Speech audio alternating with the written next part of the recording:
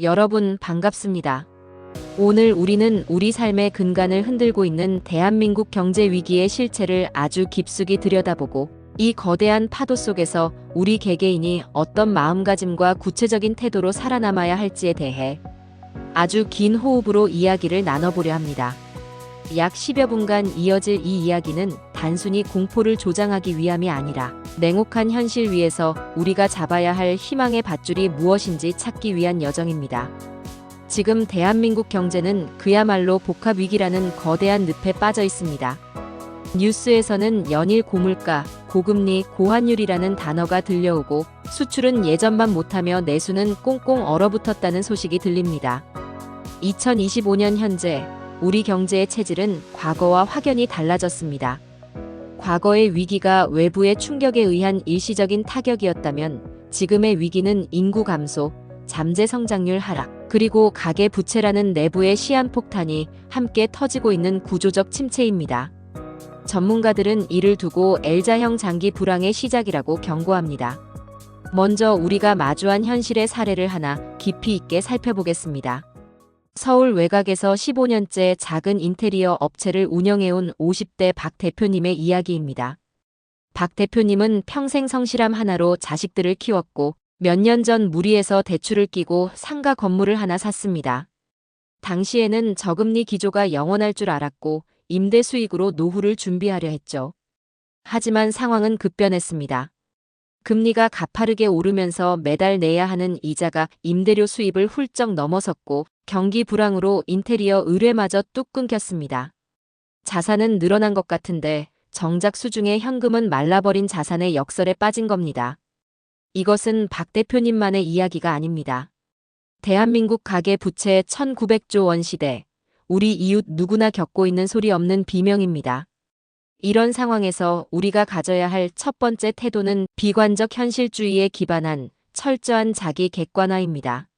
막연한 긍정은 지금 상황에서 가장 위험한 적입니다. 조금만 버티면 예전처럼 좋아지겠지라는 생각은 대응의 골든타임을 놓치게 만듭니다. 지금은 1997년 IMF 외환위기 당시 우리가 겪었던 고통의 질감과 비슷하지만 양상은 더 교묘합니다. 그때는 국가가 망할 뻔했다면 지금은 개개인의 삶이 서서히 말라가는 위기입니다. 따라서 여러분, 지금 당장 여러분의 재무 상태표를 냉정하게 그려보십시오. 내가 가진 부채의 금리 구조가 어떻게 되는지, 1년 뒤에도 이 이자를 감당할 수 있는지, 그리고 내 소득원이 단절되었을 때 최소 6개월을 버틸 수 있는 비상현금이 있는지 확인해야 합니다.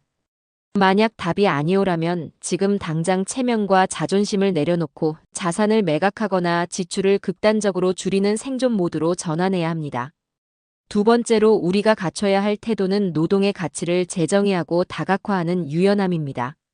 우리는 오랫동안 하나의 직장, 하나의 직업이 주는 안정감에 익숙해져 왔습니다.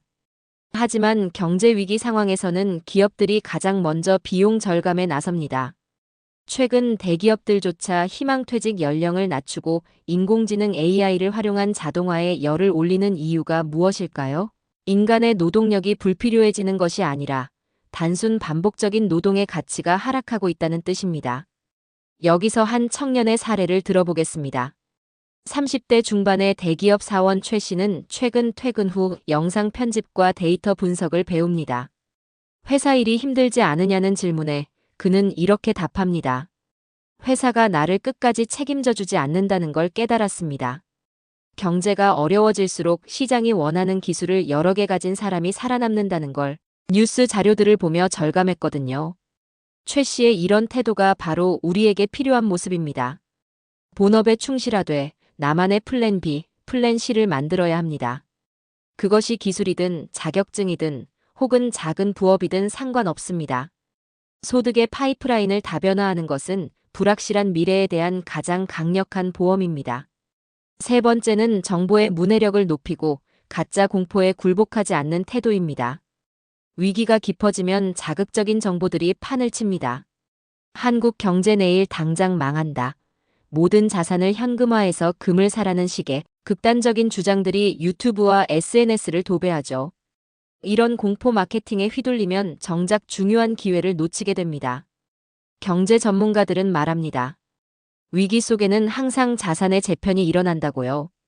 1930년대 미국의 대공황기에도 2008년 리먼 브라더스 사태 때도 준비된 사람들은 폭락한 자산 속에서 진주를 발견했습니다. 우리가 해야 할 일은 공포에 질려 숨는 것이 아니라 경제 지표를 읽는 눈을 기르는 것입니다. 환율이 오를 때 어떤 산업이 수혜를 보는지, 금리 인하 신호가 올 때 시장은 어떻게 반응하는지 공부해야 합니다. 뉴스를 볼 때 단순히 현상만 보지 말고 그 뒤에 숨겨진 원인과 결과를 분석하십시오. 정부가 발표하는 민생 대책들도 꼼꼼히 챙겨야 합니다. 예를 들어 소상공인 채무 조정 프로그램인 새출발 기금이나 청년들을 위한 자산 형성 지원 사업 등 국가가 제공하는 안전망을 적극적으로 활용하는 것도 지혜로운 대처입니다. 국가가 알아서 해주겠지라는 안일함도 위험하지만 국가는 믿을 수 없다며 모든 혜택을 외면하는 것 또한 손해입니다. 네 번째로 강조하고 싶은 태도는 공동체적 연대와 상생의 마음입니다. 경제 위기가 오면 사람들은 예민해지고 이기적으로 변하기 쉽습니다. 하지만 역사적으로 위기를 가장 빨리 극복한 사회는 서로의 고통을 분담했던 사회였습니다. 1997년 우리 국민들이 보여준 금 모으기 운동은 전 세계를 놀라게 했습니다. 단순히 금을 모았기 때문이 아니라 우리는 함께 이 고난을 이겨낼 수 있다는 강력한 사회적 자본을 증명했기 때문입니다. 지금 우리 사회는 혐오와 갈등이 극에 달해 있습니다. 세대 갈등, 젠더 갈등, 계층 갈등이 경제 위기와 결합하면 사회는 걷잡을 수 없는 혼란에 빠집니다. 이때 우리 국민 개개인이 가져야 할 태도는 나만 잘 살면 된다가 아니라 우리가 무너지면 나도 없다는 인식입니다. 자영업자들을 위해 지역 화폐를 사용하고 어려운 이웃을 위한 기부와 봉사에 조금 더 마음을 여는 것, 그리고 기업과 가게가 서로 고통을 나누는 상생의 문화를 만드는 것이 결국 경제 회복의 시간을 단축하는 길입니다. 다섯 번째는 지속 가능한 소비 습관의 정착입니다. 지난 10여 년간 우리는 저금리 기조 속에서 소위 플렉스 문화와 보복 소비에 익숙해졌습니다. 소득 수준을 넘어서는 명품 소비나 해외여행이 당연시되었죠. 하지만 이제는 절제가 미덕인 시대가 왔습니다. 이는 무조건 아끼라는 말이 아닙니다. 가치 있는 곳에 돈을 쓰고 불필요한 과시 소비를 줄여 내 삶의 내실을 기하라는 뜻입니다. 일본의 잃어버린 30년 동안 일본인들이 선택한 것은 미니멀 라이프와 실용주의였습니다. 우리도 이제는 남의 시선을 의식한 소비가 아닌 나만의 기준에 맞춘 합리적인 소비 습관을 체화해야 합니다. 여섯 번째로 인구 구조 변화에 따른 장기적 생존 전략을 세워야 합니다. 대한민국의 경제 위기 저변에는 저출산 고령화라는 거대한 지각 변동이 있습니다. 노동 가능 인구가 줄어든다는 것은 국가 전체의 활력이 떨어진다는 뜻입니다. 이는 부동산 가격의 하향 안정화, 복지 비용의 증가, 세금 부담의 확대로 이어질 것입니다. 이제는 20, 30년 뒤의 미래를 현재의 잣대로 측정해서는 안 됩니다. 고령화 시대에 맞는 건강관리와 노후 자산 배분 전략을 지금부터 다시 짜야 합니다. 자식들이 효도하겠지라는 생각은 버리십시오. 내 노후는 내가 책임진다는 강력한 독립심이 필요합니다. 일곱 번째는 기술에 대한 열린 마음입니다. 지금의 위기는 기술혁명과 맞물려 있습니다. AI, 로봇, 모빌리티 기술은 우리의 일자리를 위협하는 것처럼 보이지만 동시에 엄청난 효율성을 제공합니다. 경제가 어려울수록 기술을 잘 다루는 개인과 기업이 시장을 독식하게 됩니다. 나는 기계치라 몰라라고 외면하지 마십시오. 챗GPT를 어떻게 내 업무에 활용할지, 새로운 플랫폼이 어떻게 돈을 벌어다 주는지 끊임없이 탐구해야 합니다. 위기 상황에서 기술은 여러분의 노동력을 몇 배로 증폭시켜줄 가장 강력한 지렛대가 될 것입니다. 여덟 번째는 정신 건강의 관리입니다. 경제적 궁핍은 자존감을 깎아먹고 우울감을 불러옵니다. IMF 당시 수많은 가정이 해체되었던 아픈 기억이 있습니다. 하지만 여러분, 돈은 잃어도 다시 벌 수 있지만 사람과 정신은 한번 무너지면 회복하기 어렵습니다. 경제적으로 힘들 때일수록 가족과 더 많이 대화하고 가벼운 운동과 산책으로 마음의 평온을 유지하십시오. 돈이 없어서 불행하다는 생각에만 매몰되면 위기를 돌파할 창의적인 아이디어가 나올 공간이 사라집니다. 강인한 멘탈은 불황을 견디는 최고의 자산입니다. 9번째는 정치와 정책에 대한 건전한 감시와 참여입니다. 경제 위기의 책임은 개인에게만 있는 것이 아닙니다. 국가의 정책 방향과 정치적 결정이 우리의 삶에 지대한 영향을 미칩니다. 어떤 정치인이 민생을 진심으로 걱정하는지, 포퓰리즘 공약으로 미래 세대의 짐을 늘리고 있지는 않은지 매서운 눈으로 감시해야 합니다. 투표권을 올바르게 행사하고 정책 제안에 참여하는 것 또한 경제 위기를 극복하는 국민의 중요한 태도 중 하나입니다. 마지막으로 기다릴 줄 아는 인내와 용기를 가져야 합니다. 경제에는 주기가 있습니다.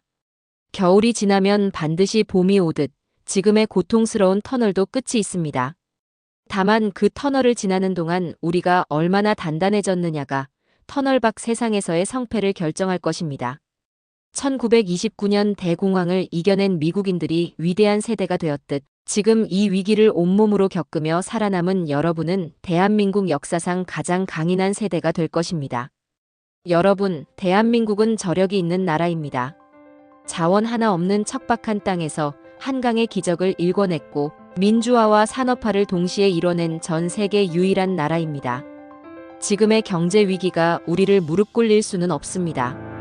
우리가 오늘 이야기한 이 10가지 태도들인 냉정한 자기 객관화, 노동의 다각화, 정보의 선별, 공동체적 연대, 합리적 소비, 미래 대비, 기술 습득, 정신 건강 관리, 정책 감시, 그리고 인내를 가슴에 새긴다면 우리는 반드시 이 위기를 기회로 바꿀 수 있습니다. 긴 이야기 들어주셔서 감사합니다. 이 영상이 여러분의 불안한 마음에 작은 이정표가 되었기를 바랍니다. 혼자 고민하지 마십시오. 우리는 연결되어 있고 함께라면 이 파도를 넘을 수 있습니다.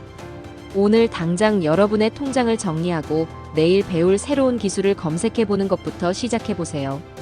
작은 변화가 모여 거대한 위기를 이기는 힘이 됩니다.